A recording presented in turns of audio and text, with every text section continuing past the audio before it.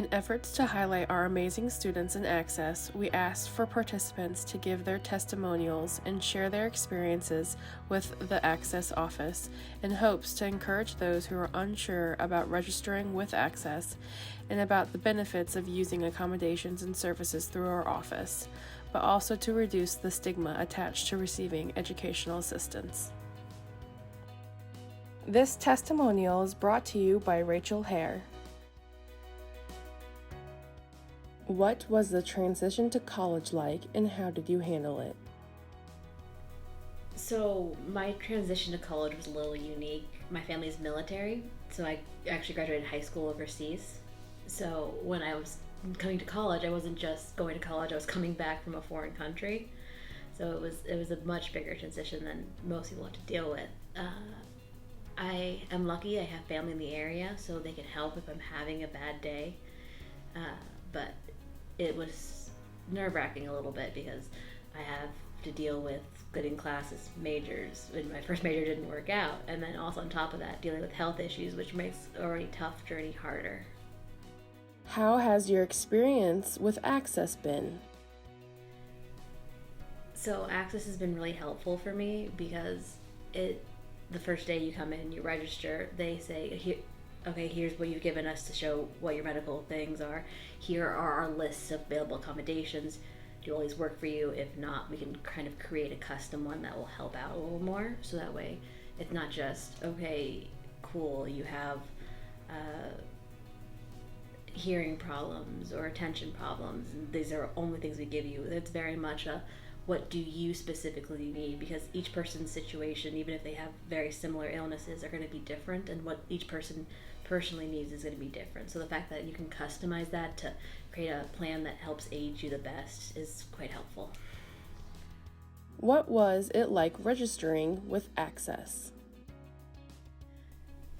So the registering process is very easy. You have to obviously submit proof of your medical condition because they can't just raise your hand and say, hey, I would like an extra 30 minutes on a test. So would everyone else. You have to show them that, yes, this is a medically necessary process for you. And then once that happens, they take over the ball and get it rolling there. You register each semester with Access saying, yes, I still need my accommodations. And then they tell all of your professors, like, hey, you're going to have a student in your class. These are the accommodations they have. And then from there, if you want to talk to your professors about it, you can. Otherwise, you can just be like, this is what my Access plan says. This is what I'm going to do. What was an obstacle you faced that Access helped you overcome? So, I have migraines, very bad migraines. I also have a sleep disorder, which is one of the two reasons I come to Access. So, a lot of video, a lot of lectures, professors won't always let you record. So, because they want you to pay attention, pay notes, not just record and then watch later. So, because I have a sleep disorder and I can fall asleep in class, which isn't my fault, I'm not out partying all night, the professors, Access and professors will allow me to record. So that way, if I do drift off in class, I don't miss the lecture. So that was another thing is with the migraines. I have a tendency to miss more classes because if I'm having bad days, I can't attend. So they're a little bit more flexible on my attendance or my deadlines, since I don't have to, as long as I keep everyone informed, I don't have to be midnight of the day's due. If I am having a bad day, I can be like, hey, can I turn it in tomorrow? And they're like, yeah, we're fine with that. How has Access helped you during your time here at SIUE? So it's helped me by getting all of my professors on the same page. I don't have to deal with that, but you didn't said, because everyone knows beginning of semester this person's name from Access. They will need these accommodations. It's not a, well, you never told me or you never asked me, and now it's 3 weeks into the semester and you have a test tomorrow and I can't help you. It's out there, and the teachers are very willing to work with you once they've been informed about your needs. What sorts of accommodations do you use with Access? So my accommodations I use, I've already mentioned it, but I have I'm allowed more attendance leaves of absences than most students are. I'm also allowed to have my deadlines be a little more flexible. I have always food and drink on me, even in classrooms you're not allowed to, because it helps me keep awake if I'm eating or drinking. I'm also allowed to get up and walk out of class if I'm moving, I'm not sleeping, so I'm allowed that ability. And then I have testing in the Access Center because I move a lot during tests to keep me focused and awake, so that way I don't disturb others and have a little bit more time in case I do have to get up and walk. That has allowed me to do that. How do you feel about using accommodations? I like using the accommodations when I need to. It is a system that's a bit honor-based. You don't want to abuse the trust, because even if I do have more allowed absences, if I attend one class in the semester and every other class I send in being, hey, I can't come in today, I'm not feeling great, that wouldn't be allowed. It's important that you use it when you need it, because that's what they're there for, is to help you on the days you need the help. Was there anything that surprised you about Access? So, Access and even the teachers are, what surprised me most is how open and used to it teachers are. They weren't surprised about some of the accommodations requests or the conversation. SIUE is actually the second school I attended, because I switched my majors midway through my bachelor's, and so my original school that I attended, the teachers weren't as used to having to interact with the access process, the disability and aid process. So it was more of a, hey, I have to work with the teacher versus Access working with the teacher for me. What would you say to students apprehensive about using Access? So I can understand being apprehensive about Access. No one likes to be labeled different or seeming as if they need extra help, because you could worry that looks negatively upon you. It doesn't. Nobody knows you're an Access student unless you come out and say it. And the teachers themselves don't always associate the name with the face at first. It is a good idea to introduce yourself to the teacher so they know you, and that if you need the extra help that day, they understand who you are.